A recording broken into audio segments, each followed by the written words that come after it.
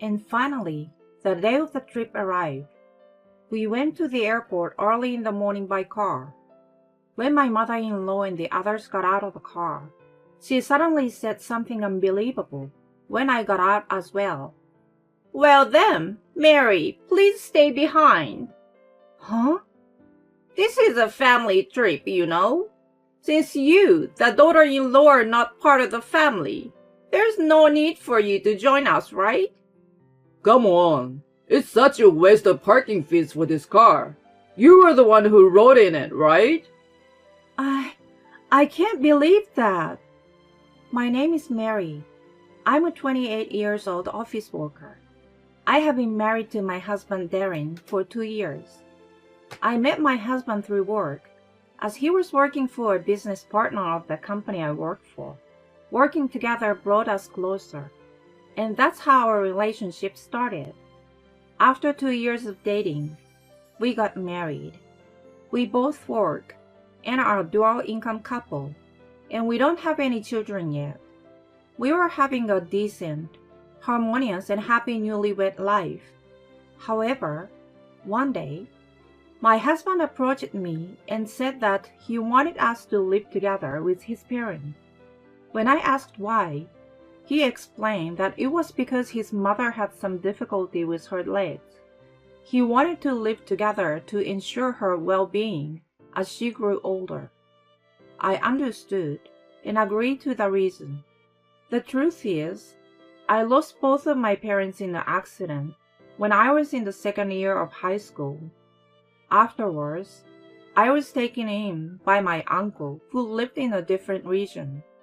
I continued my education at the university in the same area and later found employment at a company there. Of course, I'm trying to repay my uncle and his wife for raising me, and I'm doing as much as I can in terms of school and parental support. But even though I want to repay my parents for the fruits of their labor, I can no longer do so. I wanted my husband to live his life without regrets, considering my own circumstances.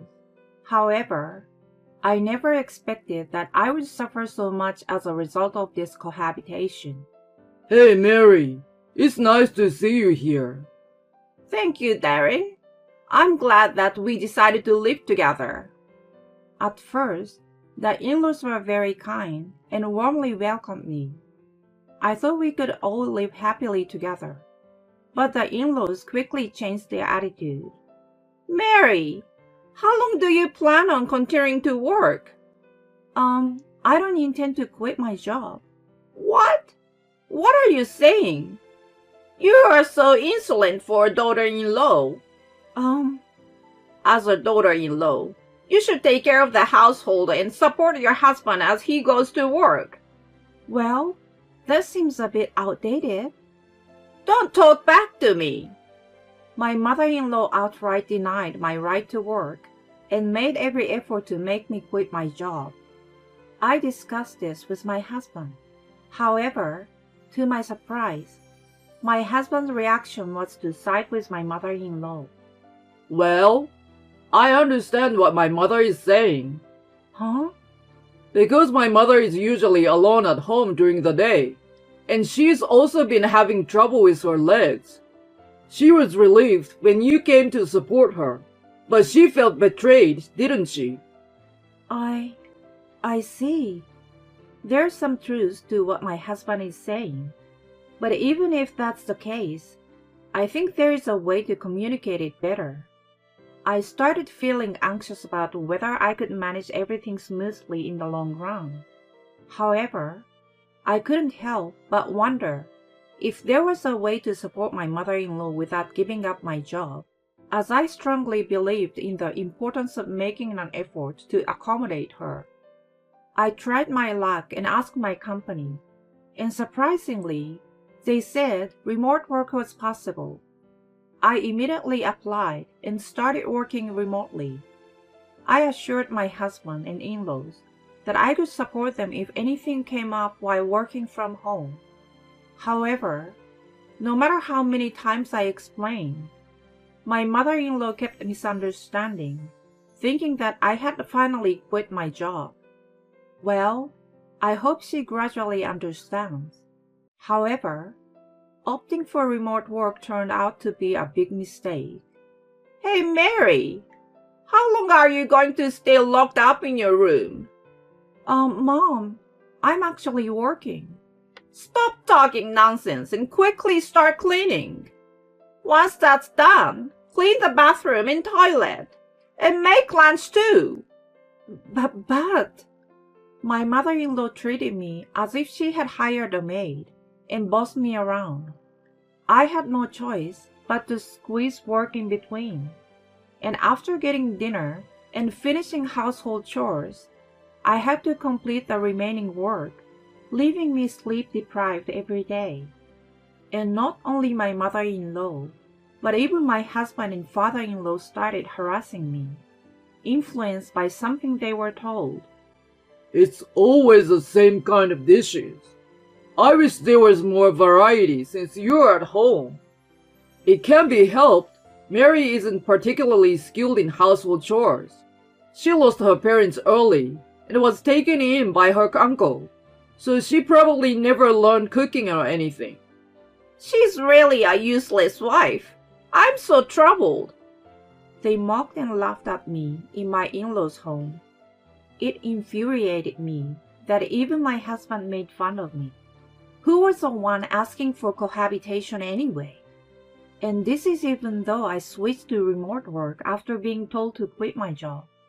And my mother-in-law claimed to have leg problems and would skip on doing the chores. But when invited for tea by friends, she would walk without hesitation. One day, I asked her, "Are your legs okay?" And she responded with an angry outburst. "Am I not allowed to take a break and go out?" Even though I take care of household chores, nobody appreciates it. Nobody truly understands that I have a job, and to make matters worse, they even make fun of my relatives. I have completely lost trust in the people from my in-laws' house. I ended up feeling distrust toward my own family. If something else happens, maybe divorce is the only option. I can't believe I've started thinking like that. Then one day, out of the blue, I was called by my in-laws to their house. They all had smiles on their faces, but I had a terrible premonition. And then my mother-in-law spoke up. "In 2 weeks, it will be our 30th wedding anniversary." "Oh, congratulations." "So, Mary, I have a favor to ask you." "What is it?" "I want you to plan a grand celebration for our 30th anniversary, like a lavish family trip to New York City." "Huh? Me?" You always put in so much effort for the family, right, Mary? "We all appreciate it." "Mom." I want to leave it in your capable hands. If possible, arrange for luxurious accommodations and upscale meals. "I see." We are going too, but the main character will be Mom. "Wait, can I join too?" Yeah, that's why I'm counting on you for the reservations and planning. I believe you can come up with a good plan. "Oh, I see." I never expected to receive compliments from my family. This might also be an opportunity to get closer to my in-laws. I was surprised to suddenly be entrusted with such an important task, but I want to meet the expectation. I had the perfect hotel in mind, so I immediately made the reservations and booked the flights. And finally, the day of departure arrived. We drove to the airport early in the morning. As my mother-in-law and the others got out of the car, my mother-in-law unexpectedly said something unbelievable. "Well then, Mary, you can stay behind." "Huh? Wait, am I not going with you?" What are you talking about? You won't be coming alone, obviously. "This is a family affair, you know. You're not part of the family, so you don't need to come." I looked at my husband. He joined his parents in agreement. Besides, it would be a waste to pay for parking this car. You can take it and go back. But I made all the arrangements for the hotel and flights, juggling between work and household chores. Don't act so entitled. And besides, I made a reservation for myself at the hotel. You can just cancel it, can't you?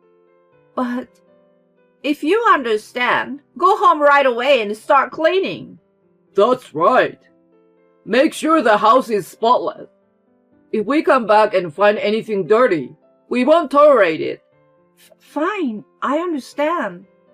As I meekly said that, my in-laws had smug expression on their faces, laughing as they entered the airport.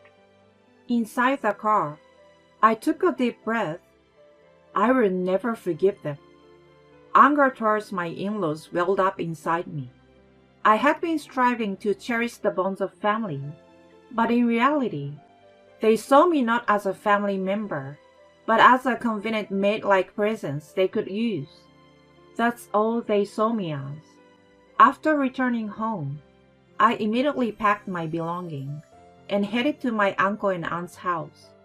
They were surprised to see me suddenly return with a large suitcase. But upon hearing the story, they were furious.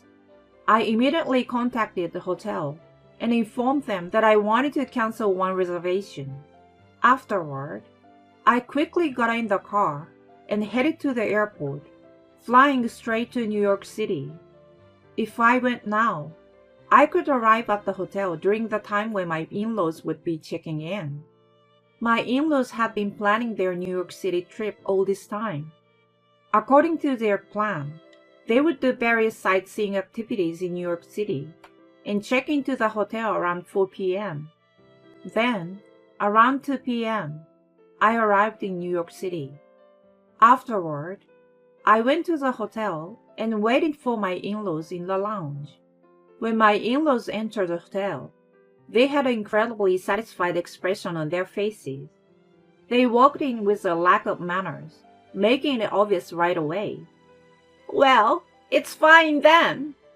Surprisingly, not having that woman with us turned out to be a good thing. Her expression when she found out she couldn't come was priceless. And then, my in-laws went to the reception desk to check in. I quietly approached and watched the situation from behind. We have a reservation for 3 people. It appears that you have reserved a suite. Oh, a suite! Amazing! Wow, I'm looking forward to it. There seems to be a cancellation for 1 person. But please note that the cancellation on the day of arrival incurs a cancellation fee of 100% of the accommodation cost. What? Wasn't it prepaid? Payment is made directly on site. Jeez, I take back what I said. I didn't hear anything about having to pay now. She really has no sense of responsibility. Well, there's nothing we can do about it. About that woman, since the trip we've been on feels great, so we'll let her off the hook. By the way, how much is it? Including the cancellation fee, the total accommodation cost is $13,486. What? $13,486? Well, why is it so expensive? Well, it's calculated based on a rate of $3,457 for a 2-night, 3-day stay for 1 person. With 3 people, it amounts to $10,375. And then, there is the cancellation fee, which is a full amount for today, $1,728, and 80% for tomorrow, which is $1,383. Adding it all up, it comes to $13,486. No, that's not what I meant. Are they trying to rip us off? This place. We are providing top quality service at this price point. I believe you will be completely satisfied once you stay with us. Even if you say that, we can't afford to pay $13,486. Are you considering canceling them? If that's the case, today's portion would be $6,950 and tomorrow's portion would be $5,532. So the total cancellation fee for the 2-night stay would be $12,447. That's... Are you saying it would still be $12,447 even if we don't stay? That woman! Where did she make the reservation? I will call her right now and confront her. There's no need for that. When I spoke from behind, my in-laws were surprised. You! Why are you here? No, more importantly, it's about the accommodation fee. Hey you! Take responsibility and pay for the accommodation fee. I refuse. Hey, don't mess around. Take responsibility. But I'm not part of this family, am I? The truth is, I was planning to pay for the accommodation myself as a gift to you, Mom. Then just pay. No, I won't pay. You never accepted me as part of the family, treated me like a maid, and even mocked my relatives. I came here so that I can divorce you. Divorce? Saying that, I handed the divorce papers to my husband. I will become a stranger to all of you, so I won't pay any cancellation fees. I won't allow that! You couldn't afford to pay in the first place, but you purposely caused trouble for us, didn't you? That's right, I'm sure of it. She's just an ordinary employee and has less money than me. Unfortunately, I used to be a regular customer here. That's a story from my childhood, though. Is the beauty treatment ready by now? Yes, Miss Jackson. We can arrange an esthetician in dining room anytime. All right. I'm going back to my room soon. Wait a minute. Who are you? You're just an orphan who lost her parents in an accident and were taken in by your uncle and aunt, right? But her uncle is a civil servant, right? He shouldn't have that kind of money. Since this is the last time, I will tell you. When I was young, my parents started a business and ran a company. By the time I was born, the business was doing well, and we lived a prosperous life. We used to come to this hotel every year from when I was little, until my second year of high school when my parents passed away. If it weren't for the plane crash accident abroad that they were involved in, well, I would have been here with my parents, enjoy their wealth and assets. But even so, I accepted the reality of my parents' death and worked hard to pave my own way. Of course, I'm grateful for all the assistance I received from my uncle and aunt, and I intend to repay them in the future. I was putting in effort to nurture our relationship and build a bond with your parents after our marriage, until I was betrayed in such a manner. I had actually been contemplating covering all the expenses, but I won't forgive you all. Whether you cancel or stay, you will pay for your own accommodation. And please, let's get a divorce. Oh, I won't accept anything other than divorce. By the way, I've been recording all the abusive and emotionally manipulative remarks you and your family have made to me. So if you choose to fight back with a lawyer and make any divorce demands, I will fight you in court. They stood there in stunned silence and disbelief.